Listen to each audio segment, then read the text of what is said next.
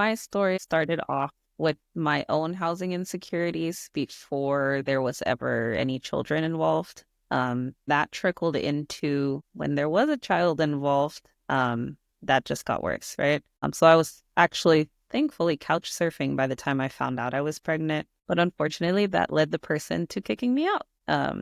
For the life decisions I was making at the time. And so I experienced a period of homelessness there before I decided to reconnect with my bio mom, which unfortunately she wasn't in the healthiest of environments. Really, just the house had like mold and stuff like that, right? The choice was between the streets or a moldy home. So unfortunately, and luckily, that worked out. There was, I was able to kind of separate from those things across the home and keep it as temporary as possible. I also had a loving social worker at the time who really guided me into the arms of CPS. So we actually made a report based on my non-sobriety and the conditions I was living in. We thought it would be best to just ask for help in that sense. And so we did. My biggest fear was like, they're going to come and snatch my baby. I had a lot of anxiety going into that, all the while having a little one to look out for and worrying for their future.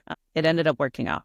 I got housed. There was a rehab that took in myself as a pregnant person. Then there was a second rehab I was able to go into where they really helped develop skills for me as a mother with a young child as a new sober person. And they really just wrapped those services together. I can't thank them enough.